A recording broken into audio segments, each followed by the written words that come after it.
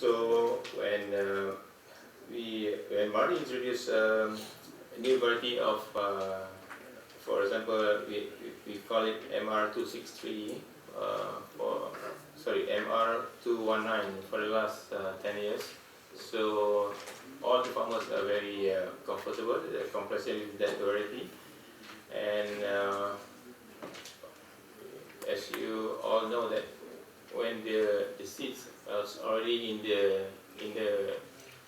the market for a long time, so it's easy to get infected by the disease. Somebody come up with a new seeds variety is MR263, which is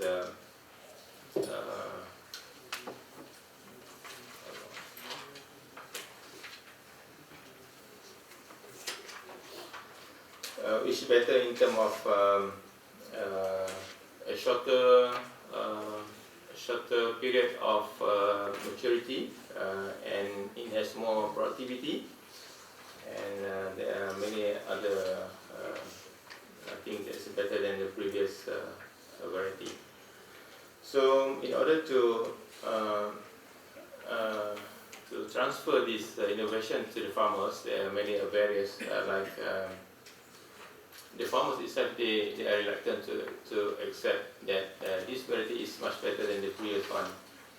So the second one is the seed producer that we identify, they produce not a different standard of seed.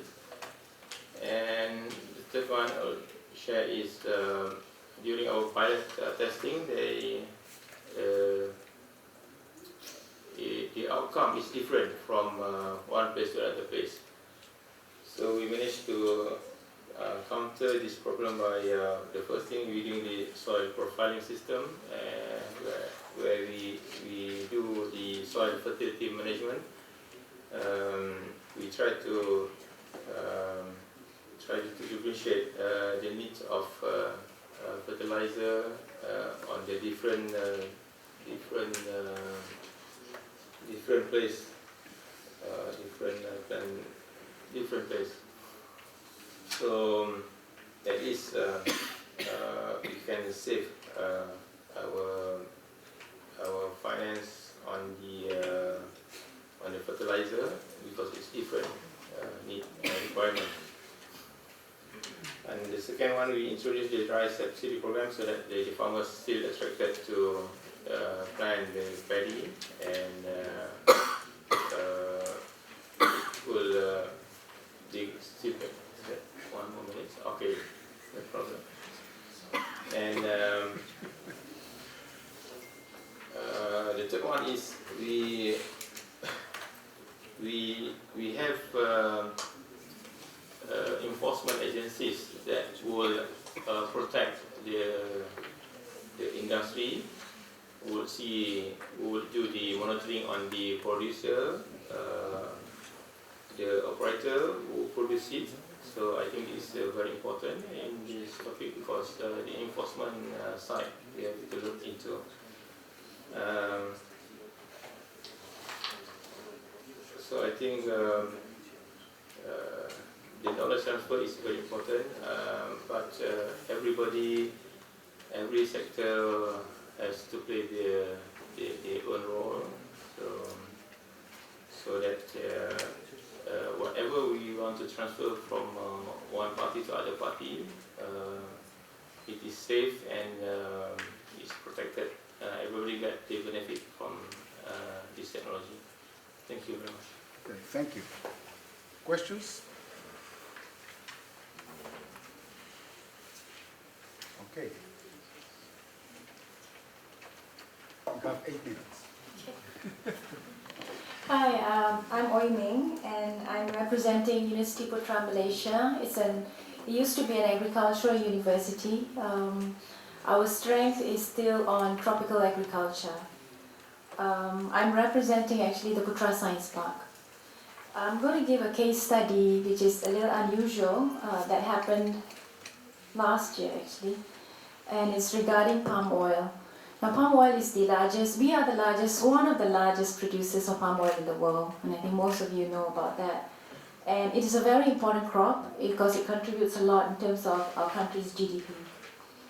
And in Malaysia itself, we have an agency, a Malaysian Palm Oil Board, that is in charge of all the R&D that is related to palm oil. Now, in 2003, 2004, there was an issue about process contaminants in palm oil, basically 3-MCPD esters. And for our palm oil producers to basically export our palm oil now to EU countries, there is a certain limit of the 3-MCPD that they need to achieve. And that put a lot of strain. Now in Malaysia itself, the landscape is the palm oil producers, there are about 4 to 5 big companies that control. And these companies have their own R&D. There are certain companies are better off, they have a very strong team, there are some that do not. So basically in terms of research trying to solve this problem, there was a policy by the Ministry of Plantation and Commodities that the universities, all the universities in Malaysia, the Malaysian Palm Oil Board, as well as the companies, must look into this matter seriously. There was a certain amount of funding being provided to just solve this issue.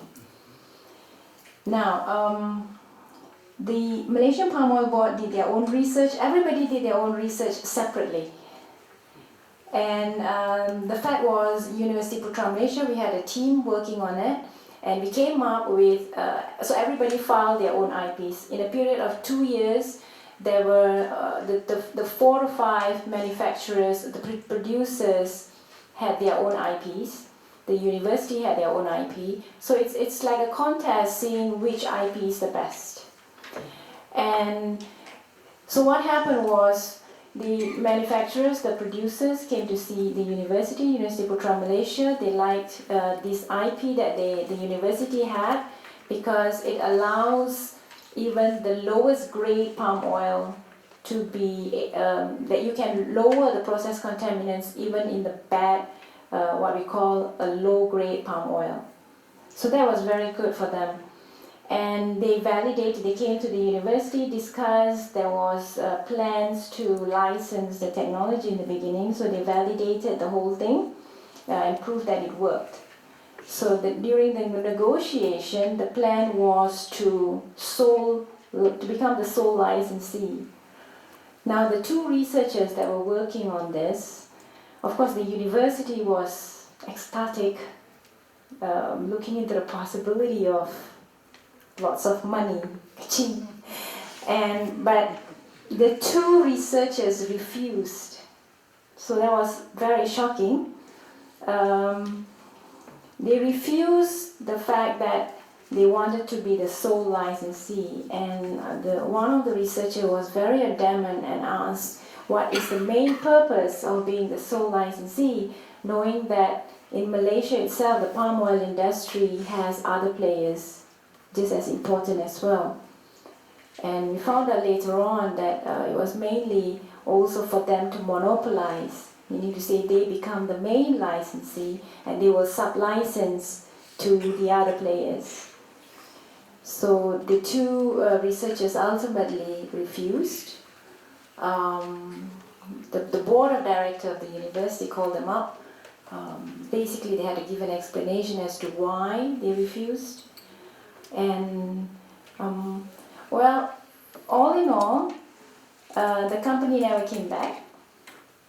They really want to be the sole licensee only, but it didn't end badly. What happened was that they hired the 2 researchers to work with them to improve on their technology instead. So it allowed UPM to basically license their technology to all the other players, and including this company A. At the same time, the 2 researchers are collaborating with them to look into their technology and to help them improve on it. So it didn't end badly. Yeah. So that was, I think, it brought a lot of questions to the board of directors, whether certain issues like that, and I think it goes back to Dr. Monica's, talk today, whether universities which are basically having research funded by the public and having results of the research that will help the country, should those IPs be somehow controlled in a way for the benefit of the country? So that is still a question that we could not answer. So perhaps it will be a case-by-case study. But I think if those two researchers did not put their feet down and say no, I think the board of directors would not have known about this issue. Because this is a pertinent issue known only to those who are working in the field.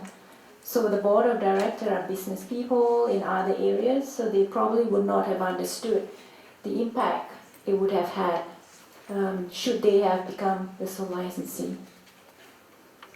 So it ended well. Okay, thank you. Questions for? Okay.